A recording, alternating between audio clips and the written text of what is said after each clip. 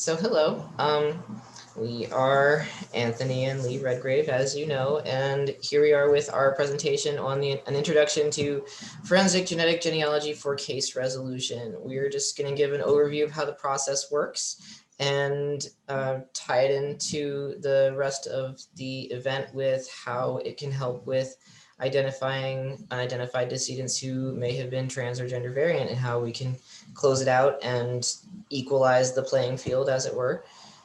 And I think everyone's done a really great job so far of presenting why it's important to look at trans or gender variant cases through a different or more careful lens.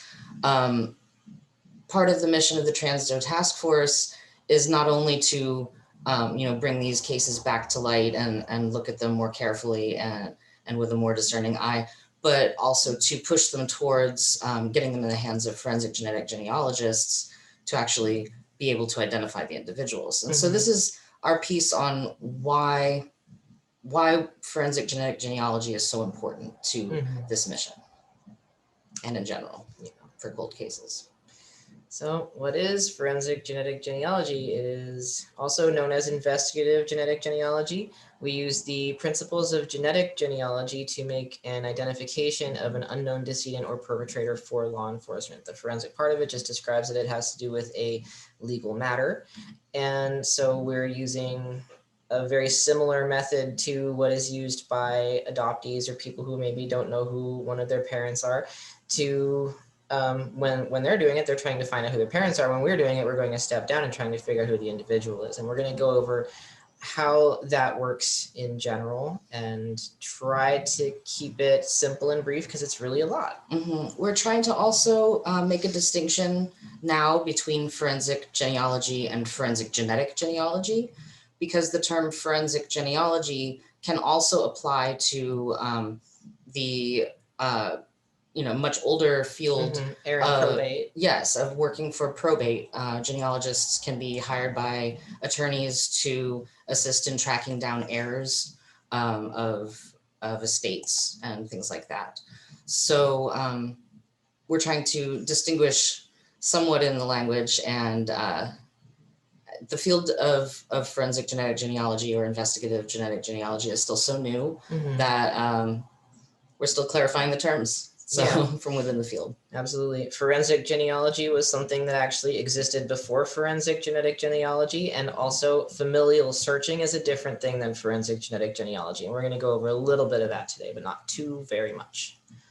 So just so you know, we have a online training program for teaching people how to do forensic genetic genealogy. You'll see this says forensic genealogy because this is before we changed our terminology in the way we were using it, but now we're stuck with it because that's what we named the website. We originally created this, began creating the program in 2018. In 2018, yes. So that was quite a while ago, and at the very beginning of this technique being used.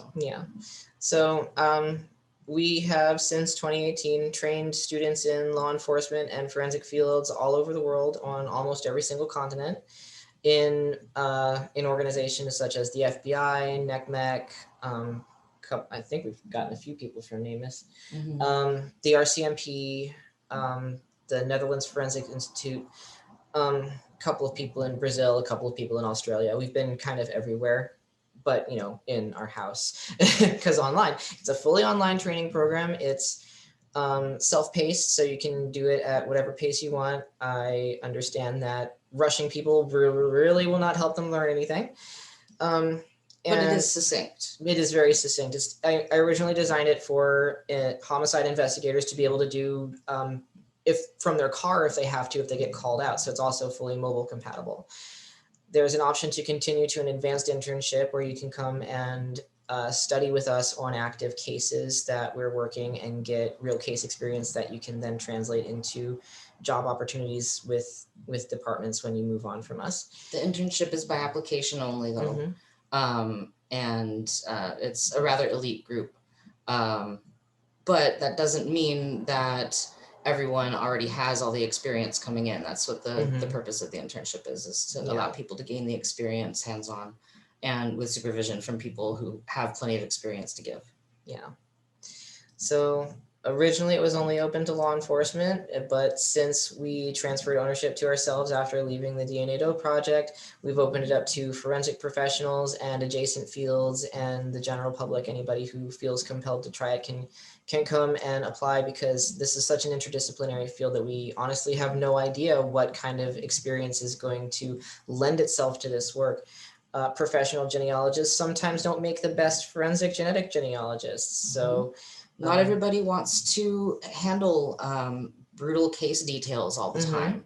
Not everybody wants to be in a world of stories of violence every day, and it's definitely not for everybody, even if you're a very good genetic genealogist.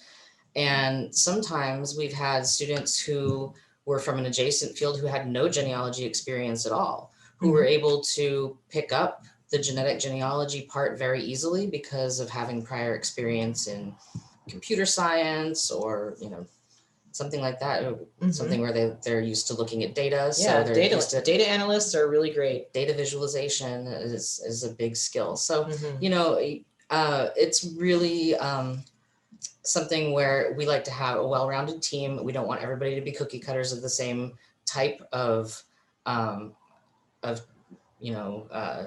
skill set. We don't want the same skills because everybody's going to teach each other working on a team. And that's going to help improve the field and make it better for the future, so we can make more identifications. So here's an important note for anybody who is here from a law enforcement background or a forensics background. You're probably more familiar with the CODIS system, which is the combined DNA indexing system, which has been the standard for forensic comparisons for a couple of decades now. This uses a different portion of a DNA sequence than what we use for forensic genetic genealogy. It uses STRs, which are short tandem repeats, which are a set of base pairs, so pairs of amino acids in your sequence that you can use to compare an individual to themselves, to their parents, children, or full siblings. If you aren't one of those relationships to a person who's trying to be ID'd, then it will only come back as a partial match, if anything, and that is not usually enough to confirm an ID. Autosomal DNA comparison uses all of your chromosomes, all 22 pairs of your chromosomes plus the 23rd chromosome, and can be used to determine an individual's extended and immediate genetic relatives, combined with traditional genealogy. So you build out family trees for all the DNA matches of a person, and you find their relationship on paper and how that correlates to their genetic information. It's an involved process. It's not, one shot, you check it and then you have an answer or not. It can sometimes take months or even years, but we keep going. It's a matter of man hours, person hours, putting in the time working on the DNA matches, rather than just entering something and running it through a database. So yes, we do use databases, but we don't just, check it to see if there's a match. We have to do a lot of manual work with the DNA matches themselves and building the trees. Analysis and stuff. Exactly. So I don't have it on the slide, so I'm just going to mention it. Familial matching or familial searching is actually a term that's used to describe a method of finding partial matches inside of the CODIS system. This is not something that is usually admissible in court. A lot of states have actually banned the use of it because it's inaccurate. And that terminology often gets, that term often gets mixed up with forensic genetic genealogy, but they are different things. And also, when people are concerned about cases where there have been, misidentifications, where there's been somebody who was wrongfully arrested for something, that's usually because of the partial STR matches. There's much less chance of that happening with autosomal DNA comparison. Yes. So for point of reference, this is a screenshot of one of the charts that you can take a look at on the Murder Accountability Project at murderdata.org. It's an amazing website where you can manipulate a lot of data that has to do with statistics of forensic incidents. So you'll see this is a representation of the homicide clearance rate between 1965 and 2018. So just to clarify, clearance does not necessarily mean that a case is solved. Clearance just means that the case is no longer active. So this number is actually going to be significantly lower. You'll see at the top of that chart, we've got a little peak at around 92% homicide clearance compared to the number of new cases that appear per year, and that's starting 1965. You'll see that it declines over time. There are a number of factors that might cause this decline. It might be an increase in violence. It might be an increase in reported homicides, and it might be a decrease in the number of people available to work on those cases. But there's a number of factors and we don't know exactly. The highlighted section here represents the implementation phase of the CODIS database. This is when they started entering people into it, finding people who were convicted felons who were already in jail and entering them into the system and adding perpetrator DNA from crime scenes into it. And you'll see that it didn't actually really improve things. There's a little spike right after. There's a little spike right after, and that's probably old cases that got cleared because the DNA had a hit. But for the most part, it hasn't actually made a significant increase. It's a method of confirmation, but it's not a method of investigation. So if you have a case that has already been run through CODIS and has not produced a hit, a cold hit refers to entering in an unidentified DNA sample into CODIS and having a magical full match pop up. That's a cold hit. That very rarely happens. It happens around 10% of the time for perpetrator cases and less than 1% of the time for an unidentified case, because the unidentified database is significantly smaller and does not get compared to the perpetrator database. So if there is someone in the database who was the perpetrator of a violent crime and then is found as an unidentified decedent, they will also not get identified that way.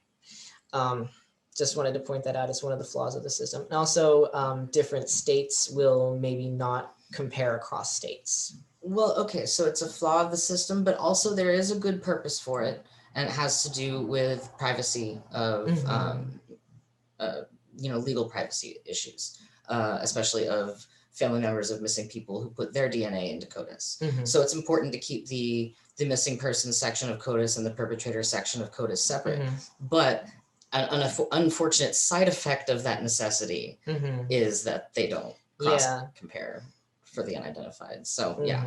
In some instances, you might be able to ask for a manual comparison, but it has to be asked for manually. And with a judge order. And with a court order, yeah. So let's say that you have a case that didn't produce a cold hit and you already extracted your DNA. Do you have extract in reserve?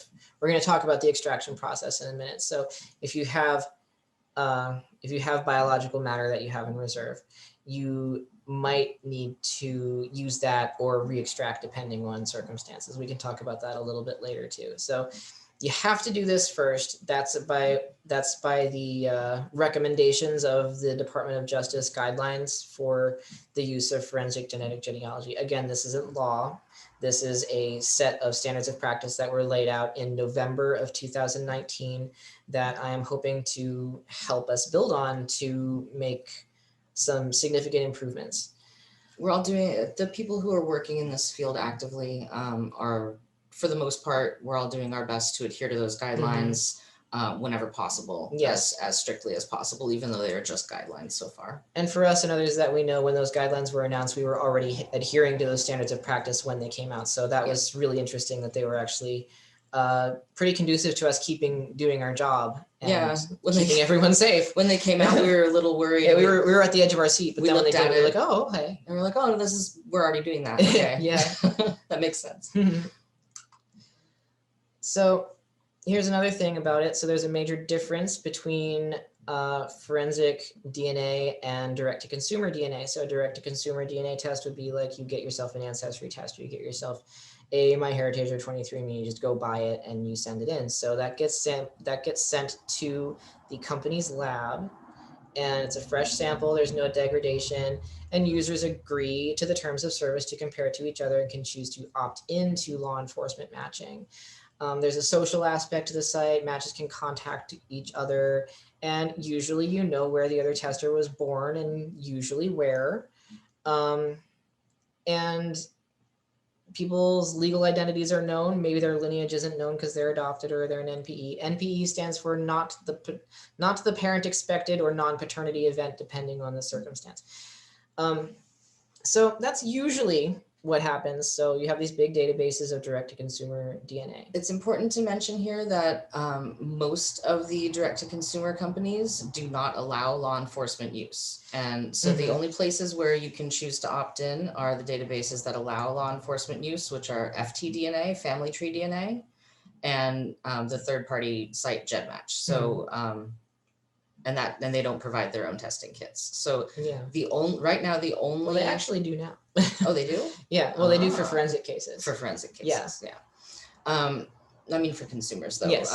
If you're a direct to consumer customer. So the difference there is that for a forensic case, you're going to deal with something that is probably going to be a degraded sample. It's definitely not fresh unless you happened on a crime scene minutes after it happened. Sometimes we've gotten cases where there's been a blood card on an unidentified decedent because they were found within hours, and they were able to get a blood card, which is, it's great. It contains a lot of awesome DNA for us usually, but it can be contaminated depending on how it was stored. So you might have to do some filtering out of contamination. Yeah. So this is going to be not nearly as complete as what you would get if you spit in a tube inside of a stabilizer and you mail it in the mail. That is going to be a lot more of a complete picture. So when you get these tests run, there's a more intricate lab process that involves in actually creating a profile that's similar to what you would get from a direct-to-consumer test for comparison purposes. When you finally do that, you have to upload it as law enforcement so that opted out users, people who have chosen to not have their DNA compared to a forensic kit, remain invisible to the law enforcement kit. Now, GEDmatch has recently updated their terms of service to make it so that unidentified decedents are exempt from that rule, which is fantastic, but needs to be known to people who still want to maintain their opt-out status. It's important for people to be clear about that. So when we've done that, we've got the kit uploaded, we have to do all of our research incredibly quietly. We don't have that social aspect because we're working on active investigations. We can't just go email somebody in the database and say, oh, hey, cousin, and pretend to be related to them. That's bad. We don't do that. We have seen a couple of examples where investigators have tried to DIY the forensic genetic genealogy part of their investigation without this perspective, and they've just emailed every single person in the whole list, in the whole every remote match gets an email that's like a form email. Don't do that. Yeah, that Please doesn't don't do that. Nobody needs to know that their fifth cousin was murdered horribly. They don't know how they're their fifth cousin anyway. Yeah, they won't give you information. It's very important to maintain that quiet research, not only for the integrity of sensitive case details, but also for harm reduction to the other DNA matches for that reason. So another difference is that we don't know the legal identity of the unidentified person that we're uploading, and that has to be determined by the lineage of the other matches. So those are major differences to point out. So the lab process, there's a different lab process than direct-to-consumer, as we just talked about. It starts usually with extraction. Extraction is creating a fluid extract from a solid material. So if you have somebody who is found skeletonized, you would have to create a fluid extract from bone, teeth, or hair. Teeth without fillings produce the best source of extract. Stupid soundbar. And after that, usually in order of preference, we go teeth, long bones such as a femur, some parts of the skull and the weight-bearing bones of the bottom of the feet. Technically, anything can be used, but those are going to be usually the best sources. Burned remains can sometimes be a viable source of DNA depending on your extraction process. There are certain labs that are designed to handle more difficult things than that. And sometimes you can get something and sometimes you can't. Heat degrades DNA. Rootless hair without a shaft, the hair that shaft only, can sometimes be extracted by certain labs to varying degrees of success. And fingernails can also be used for extraction. The interesting thing about fingernails, though, is that fingernail clippings are often taken to retain for perpetrator DNA because of a victim defending themselves. So if you have an unidentified victim and an unidentified perpetrator, fingernails are great if you can separate those out. Touch DNA can be used in some instances, but not always. It depends on how much you can get, because there's a certain threshold of what's usable, which is going down every day. And here's a fun one: tumor tissue. In the case of Joseph Newton Chandler III, which was a case that we worked on with the DNA Doe project, he was cremated because he had a name. It just happened to not be his. But they didn't know that until after they had cremated him. Yeah. They found out he had stolen an identity and they didn't know who he actually was. So he was a John Doe who was cremated. Whoops. But they had found out from someone who worked with him that he had undergone treatment for cancer at a local hospital in prior years. And so the law enforcement agency approached the hospital to find out if they had any samples, and they did. Yep. So it ended up being about like 17 to 21% of his whole genome was able to be gotten out of that, but it was still enough to reach an ID. It was just a biopsy sample. So yeah, that can be done. So after extract, we go to the sequencing stage, and you can skip extract if you have a fluid sample such as blood or semen from a sexual assault kit. That can go straight to sequencing. The amount of DNA to sequence successfully is much smaller than it was 1 or 2 years ago. It used to be much higher than it is now, and we're getting results from, like, this number might mean nothing to some of you, but we're getting results from around 1 nanogram right now, and it used to be 20. So 20 and 1 are, big different numbers. We can talk about that at a later time. We prefer to use whole genome sequencing. This is a method of capturing the full sequence of DNA, everything that's there, and there'll be more data to work with. So if pieces are missing because of degradation or contamination, you can infer what's missing through a process called bioinformatics that we'll talk about next. Chip-based sequencing or microarray sequencing is actually the method that's used by most direct-to-consumer companies, where they have a microarray chip that's designed to isolate these specific locations that they want to look for in their database. It doesn't grab the whole genome. It's faster and cheaper, but it loses some data, and it can't be improved with bioinformatics. So we prefer to not do chip-based if we can avoid it. The bioinformatics process, if you go through whole genome sequencing, is really cool, because what you end up doing is you get this whole giant hard drive full of information from somebody's genetic information, and a magical programming and math wizard takes that giant file and makes it into something that resembles one of those raw data files that you might get from Ancestry if you want to upload to GEDmatch.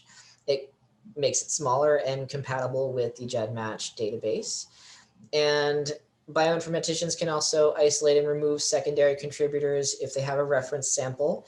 If something has been handled by someone else and they know their sequence, they can take it out. They can also take out reference samples related to known contaminants, such as plant or animal matter. They can delete that and just leave the human. So that's really awesome, and hopefully I'll get to learn how it works soon. So there's a process called imputation, which is the process of sort of inferring what's missing in a degraded sample. And this method was actually used in the Bell and Lowell case, which we also worked on with the DNA Doe project, who was sequenced in 2018. Her DNA was very degraded. She was submerged in water for somewhere around up to 2 years. And there was only about 35% of her DNA sequence to work with. And a couple extra attempts at sequencing, and plus some attempts at imputation improved the kits enough to make her her DNA sequence incredibly usable and eventually led us to an ID, even though it took us 14 months. I think we got like a dozen different DNA kits. Yeah, we went through a lot. I think we got like a dozen DNA kits from the bioinformatics guy from Greg Magoon. Yeah, who was working with the DNA Dope project at the time. And he was improving his methods as he went because he was learning along with us. He was doing a great job. Yeah. So now we're going to learn a little bit about what we do with this information and how it behaves. So there's a little science lesson for you on autosomal DNA recombination. So this is how you get your DNA from your parents and from your grandparents and from your great-grandparents. So we're going to watch a little video and then we're going to talk about it.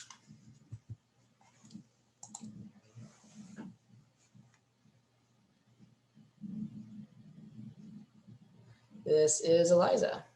She has a jar of 100 blue marbles. And this is Henry. He has a jar of 100 yellow marbles.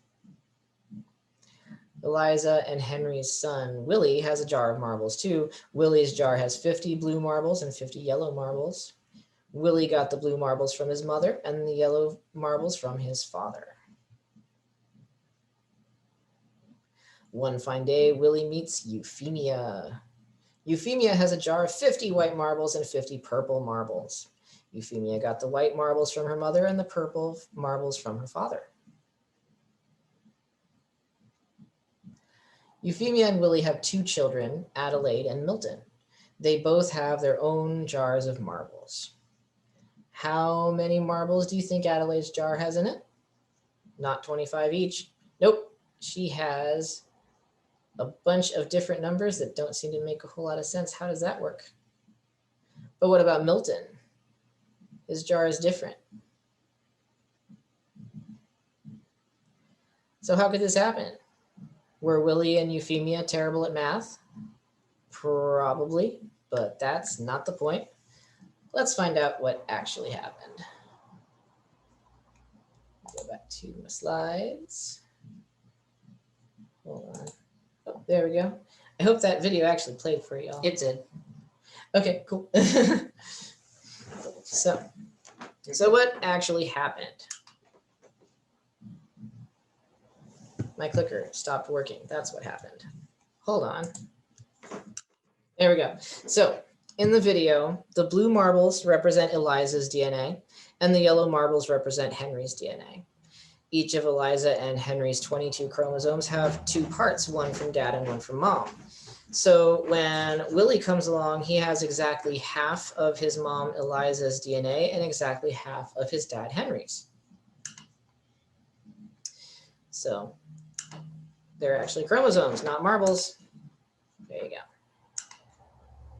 Likewise, Euphemia has exactly half of her mother's DNA and half of her father's DNA. So if Willie's DNA looks like this and Euphemia's DNA looks like this, how does Adelaide's DNA come out looking like this? Before Willie passes on 50% of his DNA to Adelaide, something happens to randomize the DNA that he has from his parents, Eliza and Henry. This is called autosomal recombination. The two sides of Willie's DNA are randomly sliced up parallel to each other. And then the segments swap sides with each other, creating a new sequence. The places where these segments swap sides is called crossovers. The same thing happens to Euphemia's DNA before she passes on her half to Adelaide. Later on, when Milton comes along, the same thing will happen, but in an entirely different randomized way. This is how neither of them has exactly 25% of their grandparents' DNA or exactly the same sequence as each other. The only time siblings will ever have the exact same sequence as each other is when they are identical twins, in which case one copy of a single randomized sequence splits into two and makes two people instead of one person. So when one side of this recombined version of Willie's DNA, and one side of the recombined version of Euphemia's DNA will stick together to make one whole entirely new sequence. But what happens to the other used halves? They get discarded.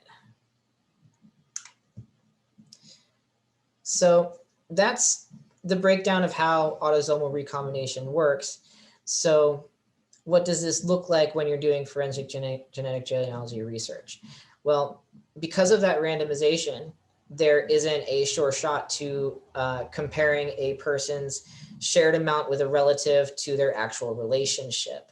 That is why we use something called the shared centimorgan project. This is a chart that shows how the shared centimorgan project, you'll see all these little numbers on it. They're not going to mean a whole lot to you right now, but the top number underneath it, if you look at great grandparent there, that says 887. That's on average how much you would share with a great grandparent. The least you would share with a great grandparent is 485 centimorgans. Centimorgan is the unit of measurement in a autosomal sequence. And it's not a literal physical measurement of distance, though. It's more of a measurement probability. of probability, yeah. Probability that you'd be related. Yes. And the most you'd share with a great grandparent would be 1,486. This is always being improved on, and it's created out of user submitted data. So if you have a known relationship with a relative who has a DNA kit, submit your numbers through the project and you'll be able to improve the data. So this will give you an idea, but there's some factors that might change it, such as something called endogamy, which is the process of intermarriage between small communities that can cause some genetic bottlenecking, and then the numbers will be slightly higher than average, depending on the extent. So do you want to do this part from the example? Sure. So this is just a little breakdown of how we would begin researching DNA matches. So if you've ever done your own DNA testing, you've gone on Ancestry or whatever, and you can click on See My Matches. So it'll pull up your cousins, your list of cousins from closest relation to most distant. And we would get the same thing when we enter in a DOE kit. We get a list of their cousins, and we don't know how they're related, so we have to find out how. So we've got this unidentified DOE, and we've got a couple of different matches here. And we can tell through our methods of looking at matches compared to each other, which DNA matches match each other. So here's what we do when we start to work. We look at, did it skip something? No, this is okay. This is right. We're talking about segmentology. Yeah. So, well, I sort of, skimmed through that. Okay. No. So this is what we look at for chromosome painting. This is DNA Painter, a screenshot from DNA Painter. This shows how people's segments can match up and line up with each other. That will show you places where they might be related. So these are little chunks of DNA that people have inherited from their ancestors. And if you can find a place where two people have chunks that line up, you might be able to show that they have a common ancestor, that they inherited that same chunk from. I didn't read this. I just Oh, no, that's talking. Okay. You're saying the same thing that was on the slide, just in different words. So yeah, that's what genetic or DNA triangulation looks like. You find a piece of a segment that 3 people share, and you have 2 people who you know where they came from, and one of them that you don't. If you figure out who those 2 people descend from, you use that to infer where the unidentified person comes from. Here's what I was looking for. Yeah. So you've got your DNA match list, and what we have to do is we have to just start with one match and start building their family tree back. And we do that over and over again. So you start with one, and then you do another.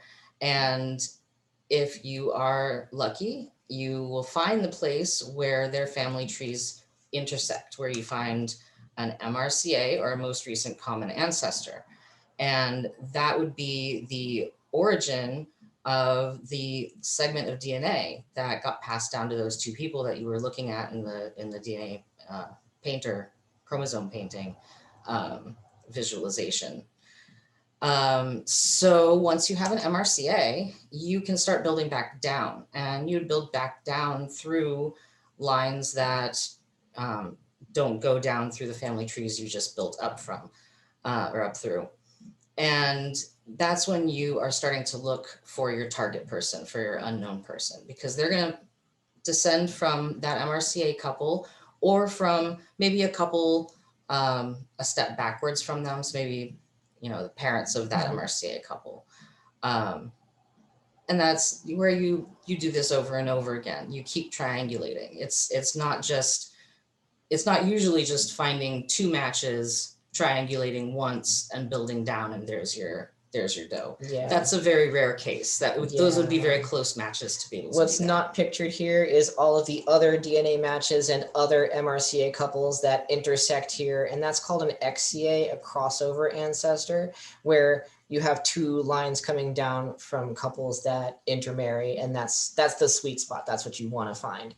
And usually your MRCA couple is like, oh, not 3 or 4 generations back. They're usually like 6 or 7 when we get cases, because that's what we end up with. Yeah. Sometimes we'll end up finding dozens of MRCAs on a case before we find the right place to look down, where you have to find an XCA to look down from. And sometimes we will build out dozens and dozens of DNA matches trees. I think there was one case we built 140. Yeah, we hit 140. So even with this example, even with having the great grandparents be the common ancestor couple, it can still get a little crazy because of this. This can happen. Yep, it can. So you'll see there's a guy here who's marked as an MRCA. He has 4 spouses. He has 15 kids with all of those 4 spouses and hundreds of grandchildren.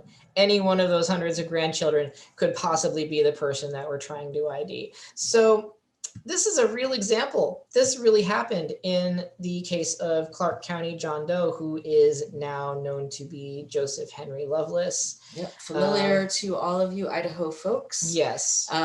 This is really what his tree looked like. Yeah, that is really what his tree looked like. So now we're going to talk about how, even with all that complicated stuff, there's complicating factors in identifying trans and intersex decedents, extra considerations and precautions to talk about. So we talked about the problem of sex estimation earlier in a couple of other sessions. So catch the replay of session 4 if you missed it. As it was stated, sex and gender are not synonymous and not binary and not 100% estimable from human remains. I think the best estimate from any of the skeletal markers was around 94%, if I'm remembering that correctly. Watch session 4, I'm not the anthropologist.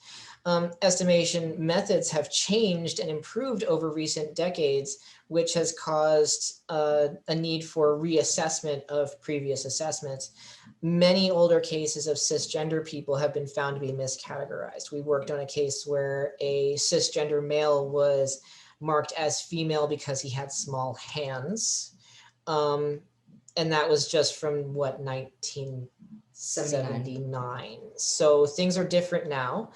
And that estimation part has a nasty habit of falling off because of those binary checkboxes on forms that we've been talking about. So even if somebody has a gender marker or a sex marker inside of a database, it might be wrong. And it might not be entirely accurate. It might not be set in stone. So any older case, you should really have a second look at them by a more recently trained anthropologist. It seems like most people who understand that estimates are the people who do the estimating.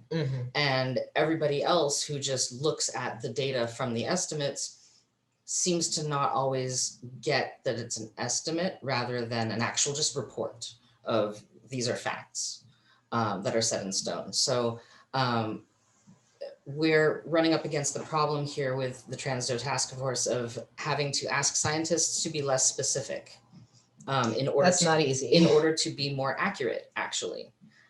Because in this case, trying to get more specific by checking one box or the other actually does a disservice and makes the data become less accurate. Yeah.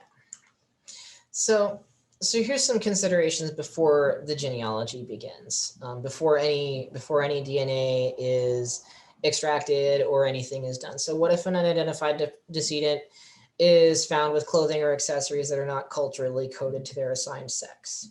What if Jane Doe is sent to the lab and found to have a Y chromosome, like what happened with Julie Doe? What if a chromosomal intersex condition is found during sequencing? What if somebody has some XYY or XXY or Fragile X or something that can show up? There are a number of different ways that can actually present in a living person to affect their outward sex characteristics to many different degrees. You don't know if they would have been assigned male or assigned female in some instances. What if a transgender doe's case was deprioritized by an agency due to bias and important case details were lost?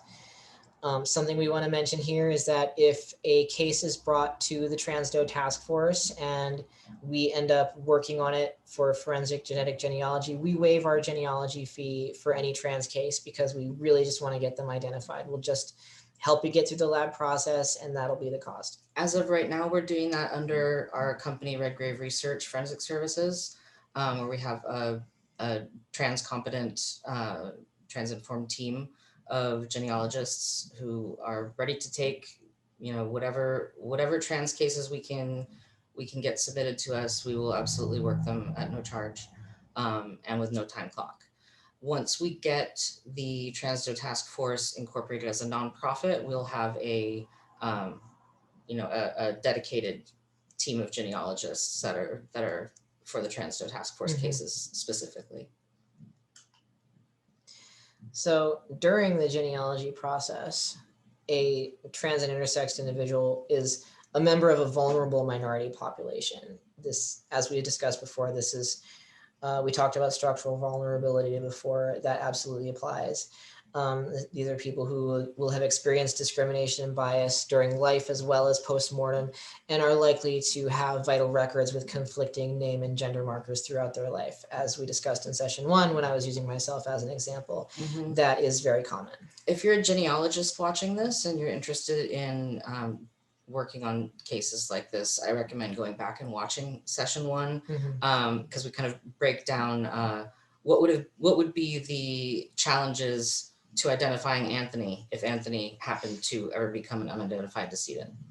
So yeah. So upon identification, after the genealogy is done and we've come to a candidate, we call them a candidate for identification, and that is because we only provide a possible ID. We do the investigative process, pass that off on law enforcement for them to confirm via conventional means, such as using a CODIS one-to-one comparison or dental records or fingerprints or testimony from a family member. So we refer to our candidate for identification. It's not even if we're 100% sure, we can't call it an official ID. So we report the findings back to the investigating agency, and that unfortunately often requires the use of an individual's dead name. That is because of the records gap that can happen when a person transitions and changes their name and changes their gender markers. We might not be able to find their lived name. They might not have a legal name change. We might only have a dead name. And also for older cases, it'll be harder than for more recent cases to find any remaining physical evidence on paper of a person's chosen identity or lived identity. Because often in previous decades, people would have to have keep their true identity in secret, and it would be like their alternate identity that their family might not even know about. And you might not have the resources to change your name legally. Even if you went by a totally different thing. So there's a lot of considerations here. So in that instance, we might be able to work with the agency's blessing in the community in which that person was known to live, to find the individual's chosen name and chosen family if it is no longer an open investigation, and we can do that. We would love to do that. Or if it's an open investigation and the law enforcement agency wants to ask us for our help, we can do that under an NDA and keep all case details private. Yes. We're very used to doing that.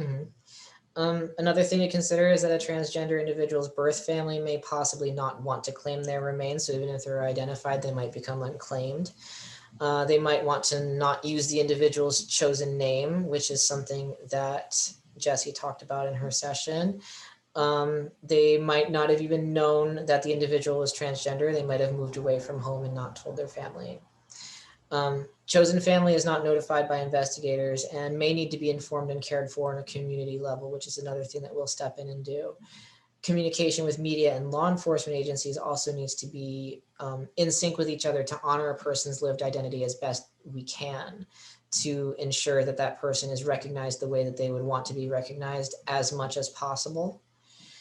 You can't control everybody's reaction to things or how they present somebody, but if there's a coordinated effort through all the agencies to actually honor a person's identity the way it should have been honored, then we would absolutely support that and be there to help with language and communication. Yeah, at that point we would be assisting in like an advisory capacity, and helping to coordinate basically the narrative that the agency and family want to put forward intentionally before the media picks it up and runs whatever story they can get.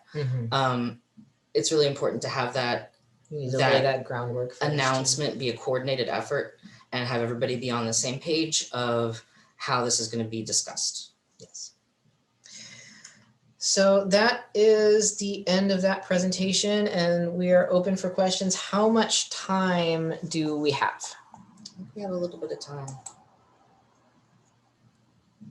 We have one question. Our wrap up is in about 10 minutes. So 10 minutes? Okay. Okay.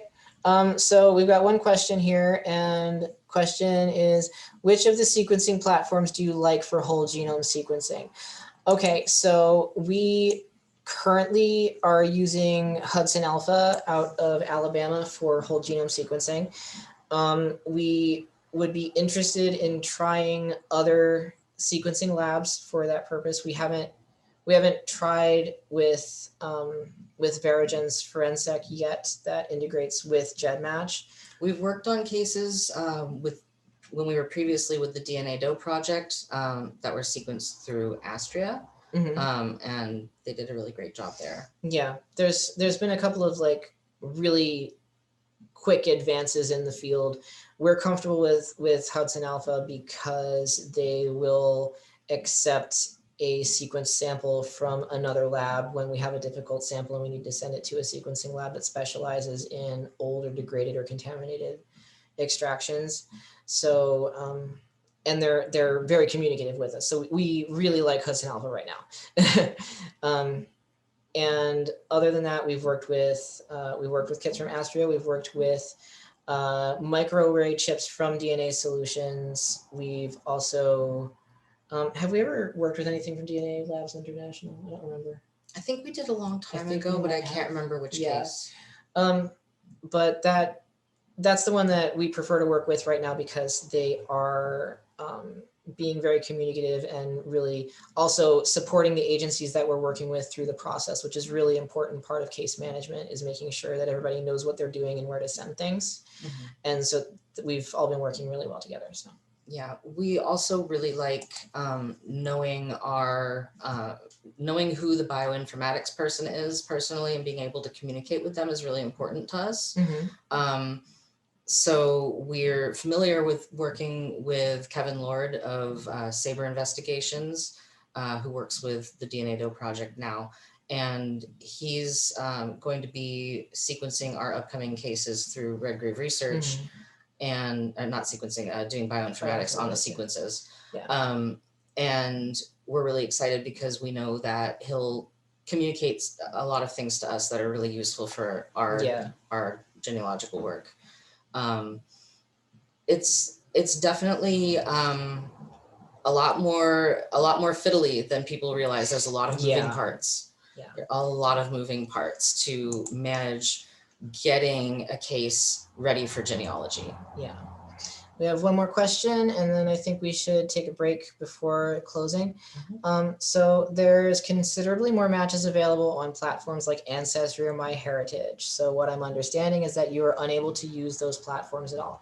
We are unable to use those platforms, but people who have tested by those companies can download their raw data and upload it to both GEDmatch and Family Tree DNA and opt into law enforcement matching. And we encourage everyone to do that. There's actually instructions on how to do this if you go to help.fg4le.com. I will add that into the notebook document. Yeah. I'll write that down. Yeah, it will give you instructions on how to download your raw data from any of the major direct-to-consumer platforms and upload them to both Family Tree DNA and GEDmatch. And that is to say that if you want to utilize the power of those databases for your own research, such as if you really need those matches from Ancestry because you have to figure out your own paternity or something, do that and then download your raw DNA and upload it to these two places and help us out too. And attach a tree, and I can teach you how to do that also. We absolutely understand the reasons behind certain websites, certain platforms disallowing the use of their databases by law enforcement. They're private companies with private consumers, and they have their own terms of service, and they have the right to state whatever intended use for their site that they wish. And the users of every site should absolutely have a transparent idea of what's being done with their information. And honestly, the media loves to run scary headlines about your DNA privacy right now. That's big. Everybody's going to click on it. If they want to run a scary headline, it'll get clicks. But the reality is that the terms of service on each of the individual sites are very clear. And if you're going to opt in, you have to do it intentionally and manually. So your information isn't being used without your knowledge. And also, conversely, there's a lot of people who assume that law enforcement does have access to their information because they did an ancestry test. And they think that they've contributed to the efforts of forensic genetic genealogists by doing that, because they don't realize that you actually have to take an extra manual step to download your raw data and go upload it to GEDmatch. So it's a little bit of it's an education issue, I think. And that's what we're here for. Absolutely. This is going to be the last question we answer. It's super quick to answer. Okay. Do you go to LE with cases you would like to assist on? Are they usually accepting of the help? The answer is, if they respond to our emails, usually they are accepting of the help, or they're working with somebody else. Occasionally they'll come to us with something, and occasionally we'll come to them with something that we want to work on. It's a little bit of both. And as more word gets out about our services, we expect to get more people coming to us directly who want our help. And we do reach out about cases that we're interested in if we notice that there is, especially if there's a case of somebody who's probably trans or intersex, we do reach out about those because they get deprioritized. So that's how we're going to bring them to the top of the barrel. We always prioritize minority cases, especially the Transgender Task Force umbrella cases. We prioritize those, but we also prioritize any other minority groups. Black, Indigenous, people of color, we always prioritize those as well, because we know that those are the hard cases to work on. And since we're doing this in the spirit of education, that does two things. That does work on targeted populations that experience a lot of violence, and also gives our students an opportunity to work on harder cases to prepare them for anything that might get thrown at them in the future. Yeah, we definitely like our students to learn on hard mode. We throw them in the deep end because that's how we learned. Yes. And it worked. Absolutely. So this is a growing and changing field, very rapidly growing and changing field.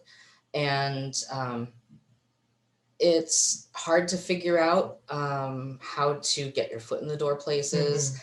And so there's a lot of people going around offering their free help because they have some genealogy experience. And we'd like to just take a moment to encourage people to not do that. Don't offer your help for free if you have a marketable skill. And I'm saying this not because I think that, I'm not saying this as a capitalist, I'm saying this as a person who wants to encourage people who have skills that are worthwhile to actually be able to survive doing those skills that they have that they want to use, and also to increase the credibility and validity of the field itself, because unfortunately money means things to people, and people value things more if there's a monetary value associated with them. So come learn from us. Don't offer your services for free. Genealogy has been traditionally a hobby.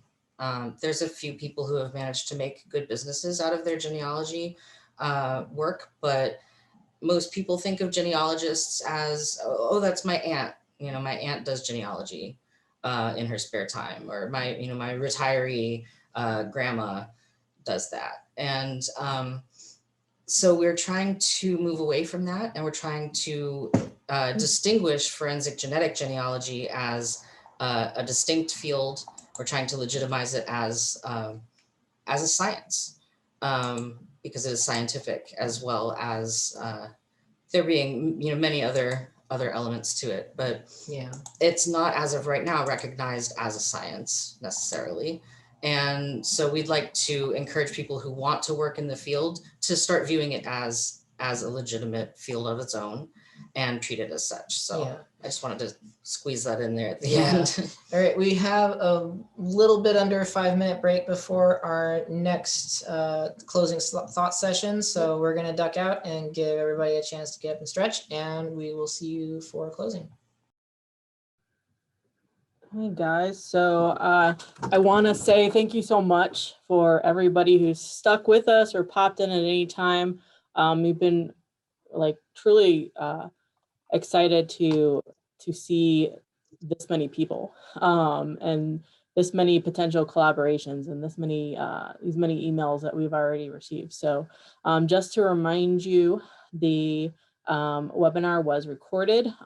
So these sessions will be accessible and shareable, and we'll get that information to everybody through emails.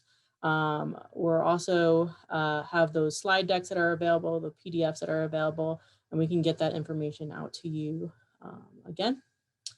And finally, we hope that you'll take some time in the next few days to complete our post-webinar survey so that we can get an idea of the effectiveness of this type of programming, make improvements in the future. And you should get an email. The programming, the link is are on all of these slides. I've been putting it in the chat for a little bit. But we're immensely grateful to ISU Gender Resource Center and Stephanie Richardson and Transgender Task Force and everybody for their talks today. And we're still open for questions in the Q&A feature. If you like, we'll stick around for a little while, or you can email us or take a photo of our contact information here to ask further questions, get involved. And also, I don't know if anybody else wants to talk about this a little bit more than me, but we have, we'll have a little drawing associated with the completion of the survey as well. And you can win one of these lovely items from Transgender Task Force, a tote, a mask, or a spiral notebook. And there is a store as well. So we will stick around and see if there are any questions, if any of us can help answer those. Hi, I am going to chime in because there is something that I wanted to make sure that we covered at the end of the session. And that is that some of you may have received an email about this already if you were on the previous iteration of our community site, but the Transdo Task Force website now has a new section called the Transdo Task Force Professional Allies List. I'm going to share my screen. Yeah, we could bring up the Yes, announcement site. I will do that. So let me share. Share. All right, so this is the Pro Allies page. So if you're a professional in a related field and you have assisted in the TDTF mission, either through your own independent work or direct consultation on our cases, or if you're a supporter in a forensics adjacent field or a genealogist or a student or anything really, you can have your information added on this list. This means that you will be listed as someone who supports the mission of the Transgender Task Force, who supports breaking down the gender binary in forensics in order to increase the likelihood of people getting identified who fall not cleanly to one side or the other. So people who join this list will have this lovely little Pro Allies badge here that they can use on their website or on their social media, can add the affiliation into their CV. And in the coming weeks, when I get it working right on the website, there will be a community forum area for people to collaborate on projects, message with each other, and to continue the conversation in a community space where everybody is on the same page. So, but for now, it exists as a directory. Yep. So if I click here on the Pro Allies list, you can see that there. I'm not going to scroll through the whole thing. I'm just going to show you what it looks like. So here is, we have a couple of us here already. So when you have a profile, you can put in things like your pictures and your pronouns as a write-in field, so you don't have to pick one, your professional field, your university or organization affiliation, and all your social media. So we're going with social media for right now until I get the internal community aspect done, but you can maintain this all yourself. Just apply to it and shoot me an email if you need a different professional field added, because it's really just launched, and we'll add it in, and you can find other people working in similar or adjacent fields that you want to collaborate with on projects. I just wanted to share that with you. Come make your profile and have yourself be listed. There's a lot of people who ask us, how can we get involved? We want to help. What can we do? How can we be involved? So we don't really necessarily have specific tasks that we can assign to people. But we love it when people show up saying, hey, I do this specific thing already. Can I do it with you, or collaborate with you? And you know, we could do this overlapping work or something like that. And if somebody really wants to work with us and do genealogy with us, probably the best way to do that would be to apply to the internship that we have, until we manage to get Transgender Task Force up as a nonprofit separate from what we have going right now. So that's probably this portal here to sign up for this directory and find others who are interested in this work to collaborate with and form your own projects. You know, do your own studies, write your own papers, and if you want to work with us on that, collaborate with us on that, then reach out to us to do that. But we don't necessarily have like a bunch of volunteer slots that we can just give to people to fill. So we created this as a place to, you know, give people a way to reach out to each other, so more of the work can get done, because we can't do everything. Yeah. We need you. Yep. So go ahead and add yourselves in there, and you can maintain your own list. If you have any questions about it, just go ahead and you can ask now. We've still got the Q&A open. I am actually going to mute and get myself a drink really fast. Okay. And other people can fill the space for a minute. Yep.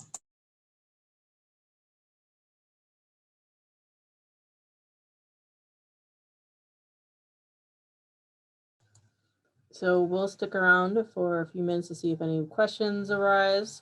But it's been a long day, so we totally understand that. We've been here along with you. So if no question, that's perfectly fine. And if anybody else has any closing things or things they want to get out there.